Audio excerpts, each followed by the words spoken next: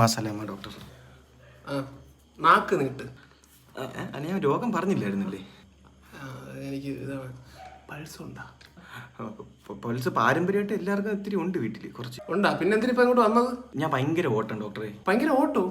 ഞാൻ വീട്ടുകാര് നാട്ടുകാരെയൊക്കെ കാണുമ്പോൾ ഞാൻ അങ്ങ് ഒരു ഓട്ടം എനിക്കിത്. അതെന്ത് രസോടാ അപ്പ? അത് ഇങ്ങനൊരു സാധനം നമ്മളെ പഠിപ്പിച്ചിട്ടില്ലല്ലേ? അതെന്താണെന്ന് അറിയാനാണ് ഞാൻ ഇങ്ങോട്ട് വന്ന ഓടി. അത് ശരി തന്നെ. ഈ അസുഖമുള്ള വേറെ ആരെങ്കിലും അറിയാമോ? വേറെ ഉസൈൻ ബോൾട്ട്. എന്റെ പൊന്നു ഡോക്ടർ, എനിക്കറിഞ്ഞോട് ഇങ്ങനെ ഓടുന്ന ആരെയും വേറെ. അത് ശരി. അപ്പൊ അതാണ് കാര്യമില്ലേ? എന്ത് ചെയ്യുന്നു? ഡോക്ടർ പറയുന്ന പോലെ ചെയ്യാം. അതല്ല, താങ്കൾ എന്ത് ചെയ്യുന്നു? ഞാനിപ്പോ PSC കോച്ചിങ്ങിന്. ജോലി ആയിട്ടില്ല? ജോലി കിട്ടിയെങ്കിൽ പോണ്ടല്ലേ PSCക്ക്. പിന്നെ അപ്പൊ അത് തന്നെ കാര്യം. അതുകൊണ്ടാണ് നമുക്ക് ആൾക്കാരെ കാണുമ്പോൾ ഓടാൻ തോന്നുന്നത്. ജോലി ഇല്ലല്ലോ.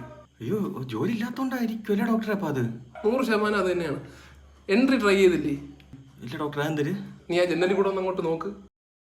10,000-ൽ പരം ആൾക്കാർക്ക് ജോലി മേടിച്ചു കൊടുത്തിട്ടുള്ള ആപ്പാണ് എൻട്രി ആപ്പ്. PSC കോച്ചിങ് ഉള്ളതാണോ ഡോക്ടറെ? അത്ര വിശ്വാസം ഇല്ലാത്ത കണക്ക്. അവര് ജോലി മേടിച്ചു കൊടുത്ത ആൾക്കാരാണ് അവരെ ബ്രാൻഡ് അംബാസിഡേഴ്സ്. ഇത് കൊള്ളാലോ ഡോക്ടറെ. അത് പിന്നെ അതല്ല ഞാൻ പറഞ്ഞത്.